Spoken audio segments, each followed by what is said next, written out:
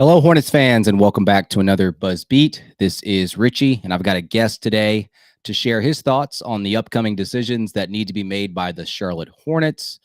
Before we get into this, take a minute out of your day to rate and review us on Apple Podcast and take a look at buzzbeat.substack.com for our private podcast feed and the perks that come along with signing up for that. The Hornets have the number 2 overall pick, obviously, and there's a heavy debate between Brandon Miller and Scoot Henderson of G League Ignite. I actually don't have a strong opinion on either of those two, mostly because I haven't really done much of homework on either.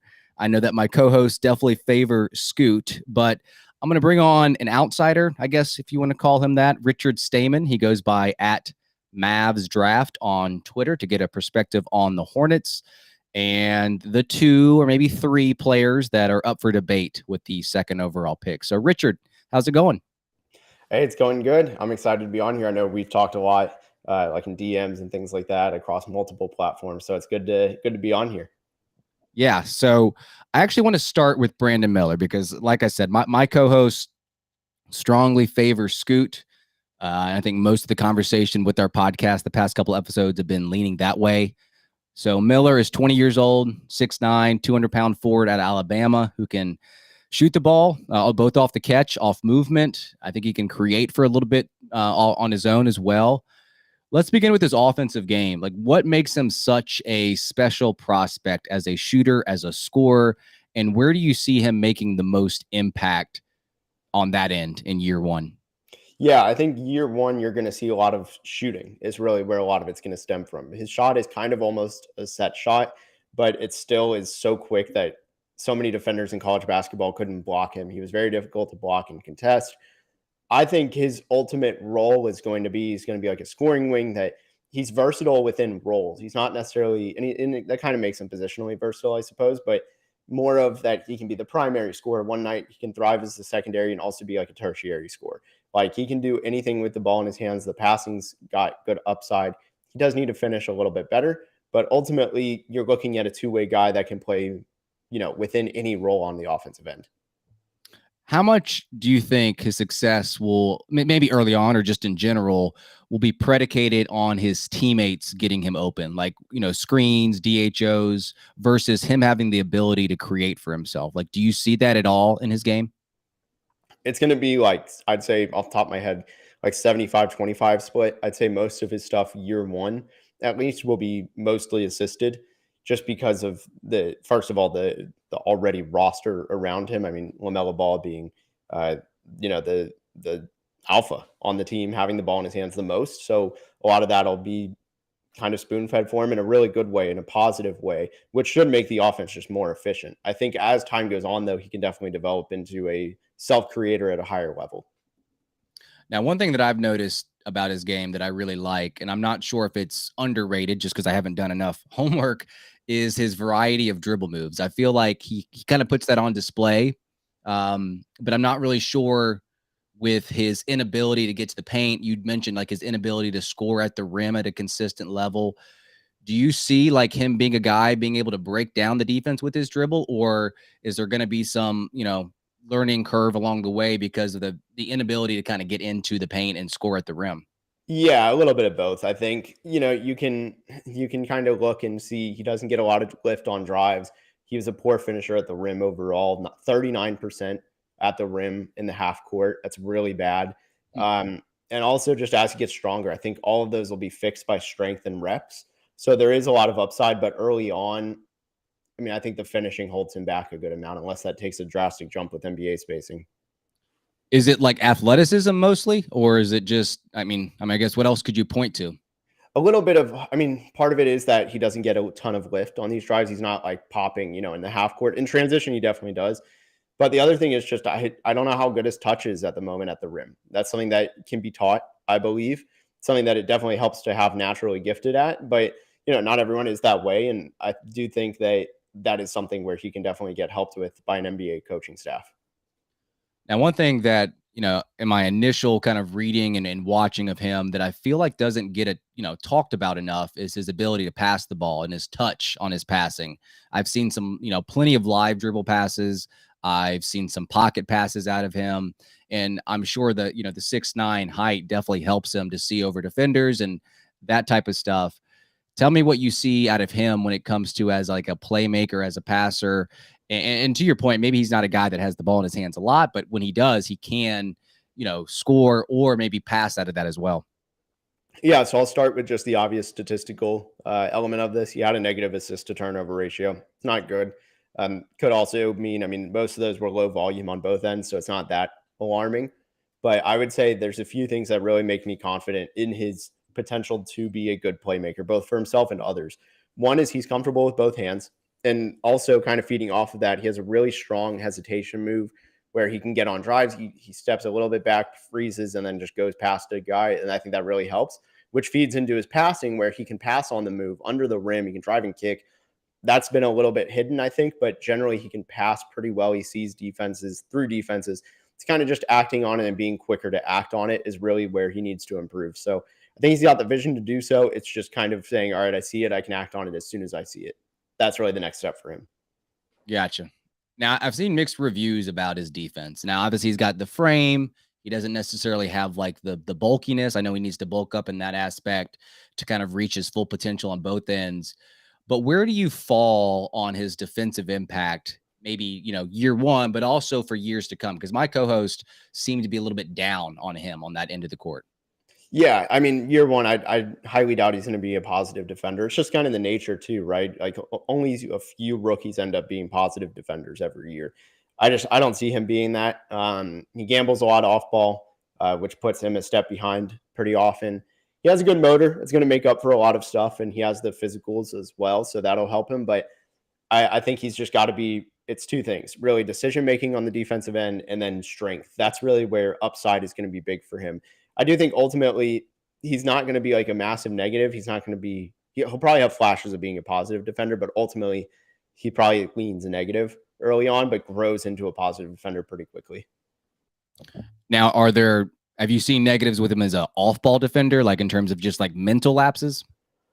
I can't figure out if some of it's mental, if he's like, oh, I got it, and then he's just going for it, or if that's kind of by design for him to be, playing the passing lanes. That one's been tough for me. I honestly don't know either way. Yeah, judging defense is definitely difficult in terms of evaluating the tape and stuff like that. Now, if there's anything that we haven't talked about with Brandon Miller, like something underrated, something that like I just haven't mentioned, if you want to go ahead and pitch it now, like what's the case for Brandon Miller? The things that we just talked about for the number 2 spot. Like I know he may not be number 2 on your big board, but let's just say if you were to make the case for the Charlotte Hornets, anything that you want to put out there for Hornets fans, hey, Brandon Miller could be the 2nd overall pick because why? Yeah, I think the sell on him is, you get a guy with defensive upside at 6'9". You get somebody who's going to be a good shooter. He has potential to fill in as a playmaker. And he's also a great rebounder. I'd say he's actually probably the best wing rebounder in the class. And that's a big reason why he isn't, in consideration for number 2. There are going to be some learning curves. Again, the finishing and defense, probably year one, and the lack of, ultra strength, like to where he needs to be, might hold him back. But ultimately, I mean, you get somebody who could be one of the best secondary or tertiary wings on your team as an option. And you look at somebody of the Chris Middleton mold, he could go into. Harrison Barnes is somebody who, even though in parts of his career he has had ups and downs, he is still somebody who was on a title contending team and was a key part of that. That's what you get in Brandon Miller, is somebody who's going to both help your floor get better and then also help your ceiling be higher as well. What do you say to this comment right here where it says screams generic NBA role player? I'm thinking Nick Young ceiling. Well, I think I get it. I think at 6'9", though, with the shooting ability and ball skills and just, again, the physicals, I do think he's got more than just a generic role player. I think that's probably his floor is like a little bit higher than that, of being like, he's a quality wing depth piece, not like depth, but like he's a starter level guy, right? But his upside could be just an all-star. I mean, for the year, even if this is his NBA stats, he averaged 18.8 points a game, 8 rebounds, 2 assists, 1 steal, 1 block pretty much. I mean, that's an all-star, borderline all-star in the NBA. Yeah. I'm still making my decision. I'm not even sure if I'll really have a strong preference over one over the other, but let's go ahead and switch over to Scoot Henderson, 19 years old, 6'2", explosive guard who played for the Ignite for 2 years. And he just kind of jumps off the screen when you watch him. And in terms of his position, I know his size like limits him to, a point guard, but I wouldn't necessarily say he's like your prototypical point guard in terms of like orchestrating the offense. These days positions are more fluid, but his style is one that kind of he uses that athleticism and his rim pressure to his advantage. He uses that to leverage his drives into kicks to find open teammates. And I'm not saying he can't orchestrate an offense, but how do you view his position and maybe kind of go deeper into like his play style when you watch him play? And you're saying on Scoot, right? Yeah, on Scoot. Like what would you consider his position? I think it has to be Yeah, point guard, but like I guess describe the style of play. I think he has to be considered a point guard. I mean, the Right. size kind of limits him Right. there. I will say the one thing that's hidden on him, he's not like I think point guard, it's really just guard at this point. Backcourt is kind of the way the modern NBA is because of, I mean, over the last 10 years, the development of the two guard system, things like that. Everybody can play off ball, or you should be able to. Everyone in a way is a point guard, right? Where I think for me, he's a really good point guard, but the one thing that he got hidden at with the G League Ignite is he didn't get to play off ball much. He took I think it was only 21 or something catch and shoot jumpers. And part of that was health. Part of it was just the nature of the system. He was the best playmaker on the team. He was one of the few point guard, like true point guards on the team. So, he had to do a lot of the facilitating, but his general play style to kind of get on with, I apologize, that's a very long-winded way to No, get you're into fine. it is the pick and roll ability is just phenomenal. He can pass and get to the basket, shoot, step back, whatever it is, he can manipulate the pick and roll at a very high level. He's super strong. It's going to help him as a finisher at the rim when those 50-50 plays against contact. He's going to be good again on defense because of that strength. How good? Who knows? I think the G League's really tough to evaluate in that regard. But ultimately, I mean, there's a reason this guy's a franchise changer. You get an elite pick and roll just guard in Yeah. this league with dynamic athleticism. That's just such a ridiculous combination. Yeah, I bring this up because of the conversation surrounding Charlotte's best player, LaMelo Ball. And I think if you're drafting this high in the lottery, it's usually for a reason. Like you need talent. And I think at this point, there was a comment here in the Twitter spaces. Like the biggest question is, what do the Hornets need? Now, I don't think that you should be drafting for need with the Hornets position that they are in. But let's just say that this team, wanted to factor in fit next to Ball. And is there a world where these two players couldn't coexist? Like, what would be like the limiting factors with both of them on the court at the same time? Do you think they could hold each other back? Yeah, I mean, I think in terms of skill and just on-court ability, there's nothing that suggests they would fit poorly. I think it would literally be like an ego thing where they're like, no, I want to be the guard. I want to be the main man. Like that's literally the only way it could interfere. Scoot's been just everything out of the G League camps have just been, he is insanely professional. He is years ahead of what his age is. I mean, he just turned 19 and he does not act like your normal 19-year-old. Like he is very mature and professional. And I think that stuff matters. So I do think it would help him mesh with LaMelo Ball. Obviously, it's a two-way street. Both of them have to agree on that. But I would think, winning matters. Winning heals everything. So I think they would work. Yeah, I think the fit with LaMelo on ball and Scoot off ball is probably the one that has more of its downsides. And you kind of brought up the fact that Scoot really didn't play off ball that much. I can't say for certain because I didn't really watch a ton of the G League Night, but how would you use Scoot as an off ball player? Like more of a DHO type of guy? Because, his shot from behind the arc right now is not the best. So you want to kind of get him momentum going towards the rim. So maybe some DHOs are probably the best way to use them. Yeah, I think that's a pretty common way. I mean, that was his fourth most run play in the G League. I mean, it was mostly pick and roll stuff, and Yeah. he would attack closeouts. But I think, they didn't, again, not having another really great point guard. I believe their only other point guard that was at a high level was like Pooh Jeter, who's pretty older now. He's kind of on the, I mean, he was in the NBA like 13 years ago, I think, with the Kings. And so like it's hard to say what his real off-ball role is, but I think he can definitely spot up. Again, he only took about 20 catch and shoot jumpers. It was 27, excuse me. I just got the official number. 27 catch and shoot numbers. And I think kind of to the comment below, I think the form isn't bad. Like there's nothing suggesting like, and he shot 34%, all numbers combined from every part of the season, 34% from three, 75% from the line. Look, it could have been better, but Yeah. they're like at the floor of what you want for a guard's percentages. Now, I'm not sure if this is like an odd question to be asking, but do you value his ability to shoot the ball off the dribble and get unassisted buckets, or is there any downside to being a player that focuses his game on that type of stuff where it could potentially lead to bad habits or bad shot selection, or do you think that's like an added bonus to be a guy that can shoot off the dribble? I think it's always dependent on context. In this context, I think it's pretty good. So just to kind of push the numbers side by side, he took 27 no dribble jump shots. He took 199 off the dribble jump shots. So that ratio is insane. For him, it wasn't toxic, like not necessarily toxic. Like let's think of somebody in the past, very recently, Cameron Thomas out of LSU. There was not a shot he did not like out of the off the dribble.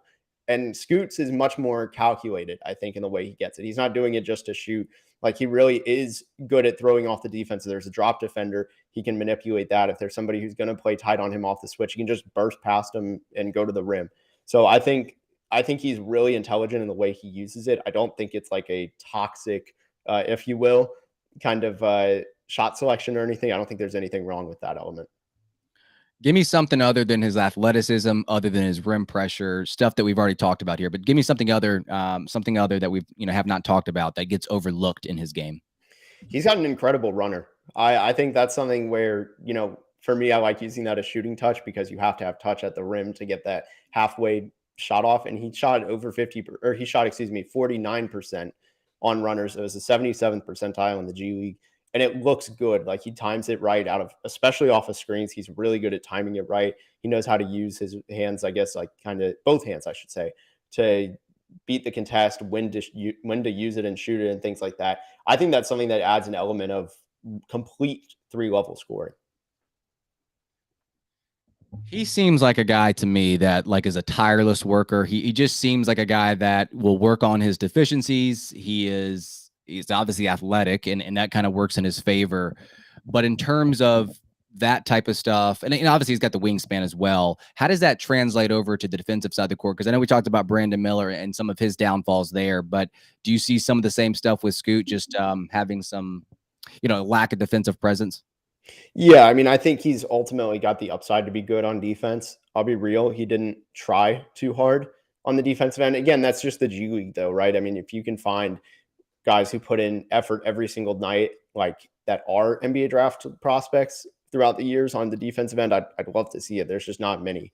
Kuminga is kind of one. There have been a couple others, I guess, but for the most part, the G League still has the reputation of defense optional. So it's always a little bit hard. The positives are he has the strength to bump guys off, especially like with a first step that he gets beaten on or something. He can easily counter and recover because of that strength, be able to bump guys back, slow them down just a little bit, things like that. I think that does matter. So his strength is really important there. We don't know what his wingspan is officially. He's got long arms. I think the athleticism can help him. Ultimately, I'd be shocked if he's not in the window of slightly below average to slightly above average. Like I feel like he's just going to be neutral. Yeah, and I think with LaMelo Ball, being your court mate beside you, and he has some deficiencies as well. Like you at least got to be average. You at least got to be average, or you're gonna have to surround the team with wings and forwards and bigs that can kind of make up for the lack of defense there. So, same question I asked about Miller. If you were to make the case for Scoot for Hornets fans for the number 2 spot, what's your go-to pitch? Yeah, I mean, he'd be the number 1 pick in probably half of the last 10 drafts. He's got incredible athleticism, burst, quickness, strength, intelligence, and maturity. All of those are beyond his years. I would say every single one of those are traits that are advanced for someone his age and playing at his experience. He's got real upside to be a shooter, a consistent shooter. There's potential with defense. Could really be a swing factor. We really don't know one way or another, but he's an absolutely complete guard. What he lacks like everywhere else with height, he makes up for with his athleticism, his strength, feel for the game. Again, just advanced intangibles compared to where he is. Like he is far ahead of the average 19-year-old's timeline. So he's hard to eliminate from plays, just really on either end. He has a good overall motor. And also, he's going to be 19 for a heavy majority of his rookie season. I think it's like 70, 80% or something of his rookie season will be 19. All right. Final question before we get you out of here. In terms of other players on the radar here, is there another player that should be considered? Is it one of the Thompson twins? Or let me ask you this question real quick. Where do you have Scoot on your big board, and where do you have Brandon Miller on your big board? Yeah, I've got Scoot at 2, Miller at 3. Okay. So then who's your fourth on the big board? I've got Amen Thompson. It's hard to evaluate OTE and how it's going to translate. We've done this with high schoolers in the past, so it's like slightly better than your average high school competition, but it's also probably worse than EYBL, where a lot of these top high school guys play in and things like that. It's really hard to evaluate, but ultimately, I mean, man, you get a 6'7" guard with elite pick and roll feel and also that elite athleticism, like 1 percentile, like in the positive way. Athleticism, like you can't teach that. But do you think there's any chance that the Hornets would consider him at 2? No, unless they're just blown away. I know the intel is really strong on him. Him and his brother really of being great hard workers. They love the game. I think ultimately it comes down to he's a full year older than Scoot Henderson. Like Scoot's played a way tougher competition, and honestly, like, has he been worse at better competition? I don't feel like there's a real justification, especially for Charlotte, who absolutely needs to hit in the hardest way here. I don't think there's a real justification weighing the risk and the pros and cons, really, that they can take Amen over both of these guys. Yeah. Well, thank you so much, Richard. I appreciate your time. I know that I got to do more research. My co-hosts love the college basketball scene. They love scouting prospects and stuff like that. So whenever I can get a guest on to kind of shed some light and give your perspective, it sounds like it aligns with my co-host, but I know there are some Hornets fans out there that still favor Brandon Miller. So I think that conversation will still be had up until late June, but let our listeners know how they can find you online. And I believe you two also have a podcast as well, right? Yeah, so I do Locked On NBA Big Board. We're 5 days a week covering the NBA draft. We're doing all the big topics, some of the stuff everyone else isn't really covering on the NBA draft. But for me personally, everything runs through at Mavs Draft on Twitter and NBA Draft Film on Instagram. I'm posting content there daily on both of them.